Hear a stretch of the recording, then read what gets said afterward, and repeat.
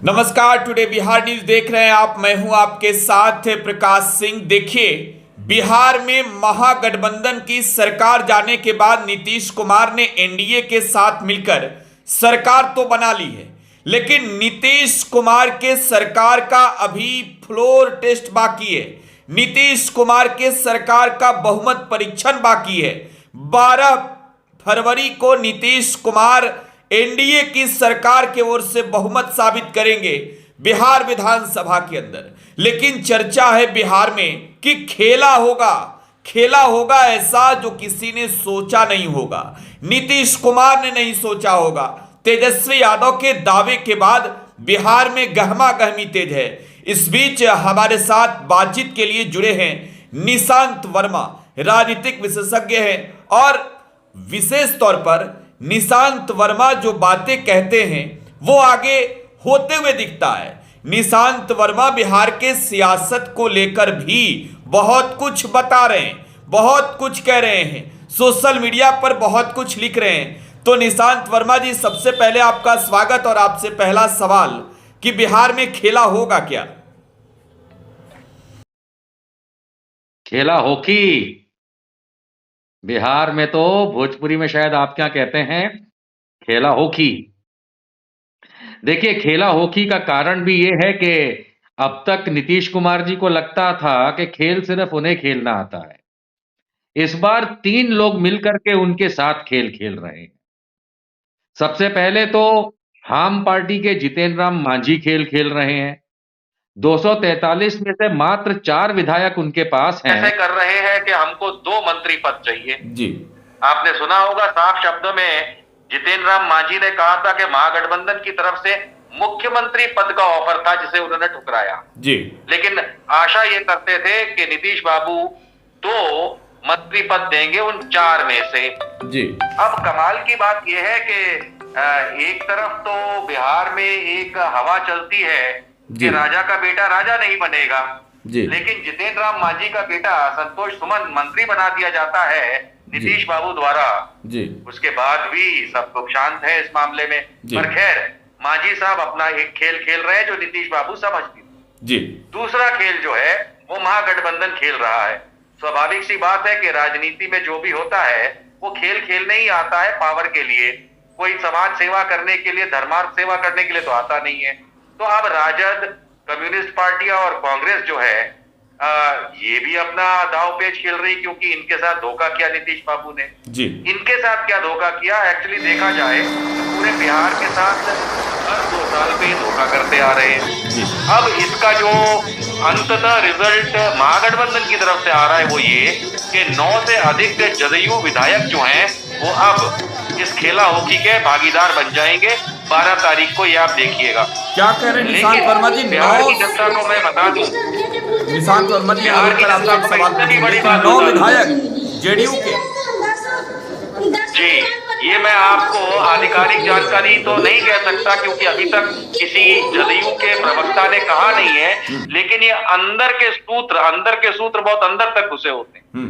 9 विधायक तो तैयार है, इनकी संख्या 15 जा सकती है, लेकिन ये पार्टी नहीं छोड़ेंगे। देखिए, पार्टी छोड़ने का तो मतलब ये होता है कि कई तरीके के दाव पेच में फंस जाते। बिल्कुल। जो खबर निकल के आ रही है प्रकाश जी, वो ये है कि जदयू के 9 विधायक कम से कम 12 तारीख को फ्लोर टेस्ट के समय या तो गैर हाजिर हो सकते हैं और या उससे तुरंत पहले इस्तीफा दे सकते हैं विधायक पद से। और इसका असर ये होगा कि जो 122 का मैजिक फिगर होता है वो घट जाएगा। 243 से भी टोटल स्ट्रेंथ विधानसभा की घट जाएगी। और जब उसका रेशियो आप निकालेंगे तो महागठबंधन के पास एनडीए के मुकाबले ज्यादा नंबर्स होंगे। ये एक भाग है खेल का। दूसरा भाग, अब बिहार जो इस बात को नहीं सोच पा रहा है, मैं यहाँ पे दिल्ली से आपको बताता हूं, क्योंकि मैंने पिछले 12 वर्षों में इस देश के राज्यों में और देश की राजनीति को अलग अलग मोड़ लेते हुए देखा है। अगर कुछ लोग ये सोचते हैं कि भारतीय जनता पार्टी बिहार में नीतीश बाबू के साथ इस समय सरकार बना के खुश है, तो वो बहुत ज्यादा नाखुश है। और उसका कारण नीतीश बाबू नहीं है, उसका कारण ये है कि नरेंद्र मोदी के चलाए एक वर्षों पुराने अभियान वन नेशन वन इलेक्शन को किस तरीके से बिना कानूनी प्रक्रिया में डाले कैसे आधिकारिक तौर पे इलेक्शन की प्रक्रिया में डाला जाए, इसका खेल खेलने के लिए सम्राट चौधरी ने हाथ बढ़ाया है। ये जो इस समय आपको दो उप मुख्यमंत्री बिहार के अंदर भाजपा के दिख रहे हैं, ये भी ये खेल खेल सकते हैं कि नीतीश बाबू की सरकार 12 तारीख को भाजपा के विधायकों के माध्यम से गिरा दें। इससे क्या होगा? इससे बिहार में जब 2024 के लोकसभा चुनाव होंगे तो उसके साथ विधानसभा चुनाव होने के चांसेस बनेंगे। और ऐसे में भारतीय जनता पार्टी ये जानते हुए कि नीतीश बाबू की 40 लोकसभा सीटों में तो 4 सीटें लाने की अकेले हैसियत नहीं है, उधर आरजेडी से पंगा ले लिया, कांग्रेस से पंगा ले लिया नीतीश बाबू ने, और भाजपा अगर इनको गिरा देती है तो इनका तो सुपड़ा साफ हो जाएगा नीतीश बाबू का। और जो कोई भी सीटें भाजपा ले पाएगी वो अपने दम पे पिछले चुनाव 2019 के मुकाबले ज्यादा ले पाएगी।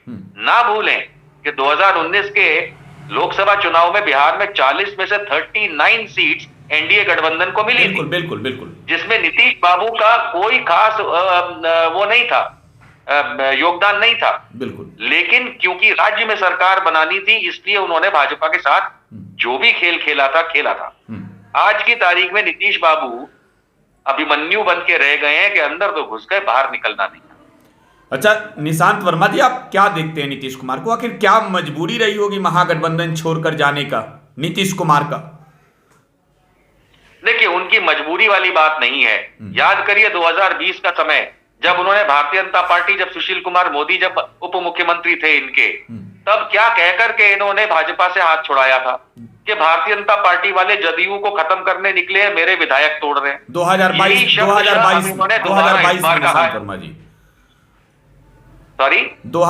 की आप बात कर रहे हैं, जिक्र कर रहे हैं, या फिर 2014? जी, जब तेजस्वी, मैं 2022 की बात कर रहा हूं, जब सुशील कुमार मोदी उप मुख्यमंत्री हुआ करते थे और शाहनवाज हुसैन ऐसे जब दिल्ली एयरपोर्ट पे उतरे तो उन्होंने कहा मैं जब चला था पटना से तो मैं मंत्री था, और जब मैं दिल्ली हवाई अड्डे पे उतरा हूं तो मैं मंत्री नहीं हूं। ये मैं तब की बात कर रहा हूं। क्यों नीतीश बाबू ने भाजपा का हाथ छोड़ा था उस समय 2022 में? ये कहते हुए छोड़ा था कि भारतीय जनता पार्टी जदयू को बिहार में तोड़ने की कोशिश कर रही है और उनके विधायक तोड़ के ले जाने की कोशिश कर रही है। आज 2 वर्ष के बाद जब महागठबंधन से अलग हुए तो तेजस्वी यादव की पार्टी आरजेडी और कांग्रेस पे इन्होंने शब्दशः यही आरोप लगाए कि महागठबंधन मेरी पार्टी तोड़ने की कोशिश कर रही है और मेरे विधायक तोड़ने की कोशिश कर रही है। तो इसमें मजबूरी जो है, उससे पहले ये देखा जाए कि लगभग 20 वर्षों से मुख्यमंत्री का शासन चलाते हुए नीतीश बाबू ने बिहार को इस खराब परिस्थिति में पहुंचाया, इतने रसातल में लाकर के खड़ा कर दिया है, चाहे विकास का नाम हो, शिक्षा का नाम हो, स्वास्थ्य का नाम हो, अकेले हाथ। क्योंकि इनके जो सेकंड का इन कमांड कभी बीजेपी होती है, कभी आरजेडी होती है, लेकिन सुल्तान और बादशाह बन के बैठे नीतीश बाबू अब मजबूरी में नहीं, अब वो परेशानी में बैठे हैं। क्योंकि जैसा मैंने आपको पहले बताया कि 9 विधायक तो टूट रहे हैं, इससे ज्यादा भी टूट सकते हैं। जदयू जो है वो आत्महत्या की तरफ है, और वो सिर्फ एक ही कारण से कि नीतीश बाबू के सिवाय इनको कोई दिखा नहीं, जबकि जदयू में बहुत अच्छे नेता रहे। निश्चित तौर पर निशांत वर्मा जी, अगला सवाल इससे पहले अपने दर्शकों को एक और जानकारी दे देना चाहेंगे। 2020 के चुनाव में नीतीश कुमार भाजपा के साथ उतरे और बिहार में सरकार भी बनी और थोड़ी सी बहुमत से दूर रह गए तेजस्वी यादव। बीजेपी ने तब 2 डिप्टी सीएम बनाए, तारकिशोर प्रसाद और रेणु देवी को। आपने सुशील कुमार मोदी का जिक्र किया। निश्चित तौर पर सुशील कुमार मोदी भी जब साथ थे तब भी नीतीश ने भाजपा से नाते तोड़े थे, लेकिन इस बार नीतीश कुमार जब गए एनडीए में फिर से, तब उन्होंने कहा कि काम बिहार में हम कर रहे थे, क्रेडिट कोई और ले रहा था। 17 साल बनाम 17 महीने की बात तेजस्वी यादव कह रहे हैं। इसे आप कैसे देखते हैं निशांत वर्मा जी? जी, पहली बात तो आपने, थैंक यू, आपने जो करेक्शन किया रेणु जी वाला वगैरह वो बिल्कुल सही था, लेकिन ये जो 17 साल और 17 महीने वाली बातें हैं, ये अब सिर्फ बातें बन के रह गई हैं। क्यों? क्योंकि हकीकत जानिए तो 17 साल में जो बर्बादी नीतीश कुमार ने की और जिसको अपलिफ्ट करने की यानी ऊपर लाने की कोशिश महागठबंधन की सरकार में पिछले 2-1.5 वर्ष के अंदर हुआ, ये कहीं बेहतर रहा उस 17 सालों से। मैं ये मानता हूं कि अलग अलग सरकारें बनी बिहार के अंदर, लेकिन उसमें सबसे आगे चलने वाले सेनापति तो नीतीश कुमार थे।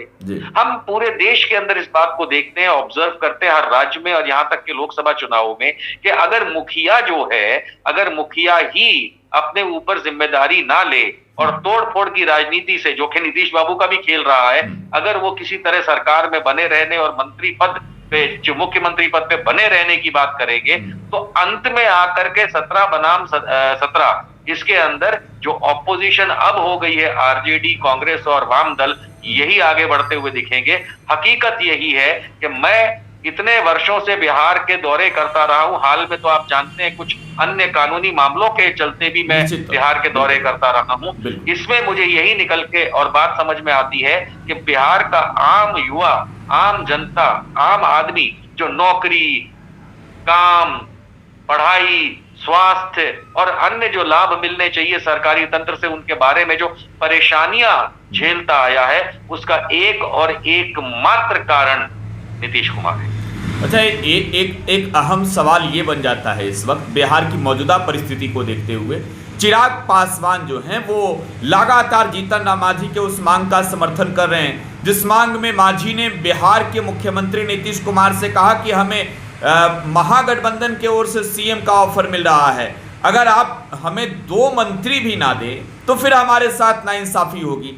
तो मांझी का ये बयान कहीं ना कहीं इशारा तो आपको नहीं लग रहा जी निशांत वर्मा जी?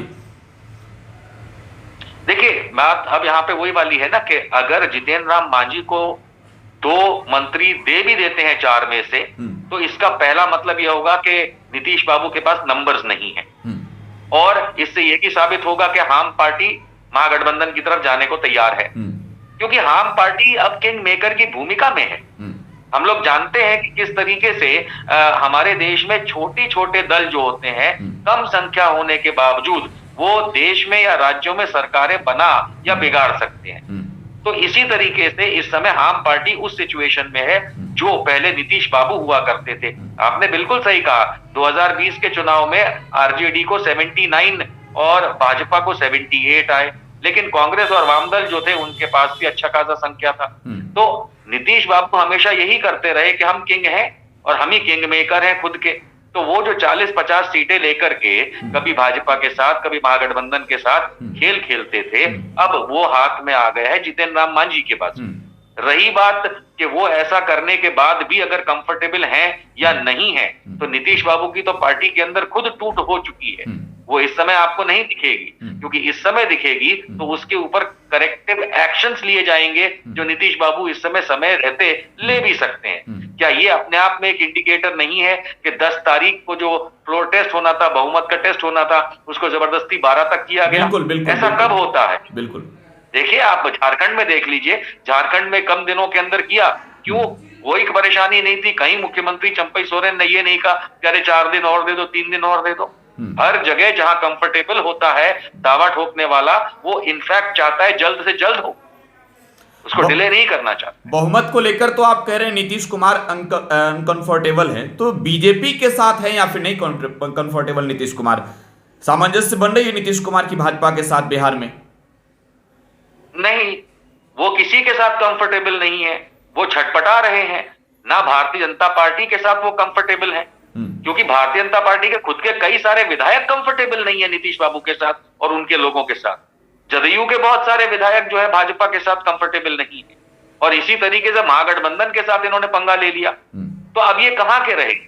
आप लोग भी जानते हैं कि जब कभी भी ये बड़े चुनाव में उतरते हैं, चाहे विधानसभा के चुनाव हो या लोकसभा के चुनाव हो, तो इन्हें एक बैसाखी चाहिए होती है कि मैं या तो महागठबंधन के सहारे और ज्यादातर मैं भाजपा के सहारे, तब तो जाके इनके आंकड़े बनते हैं।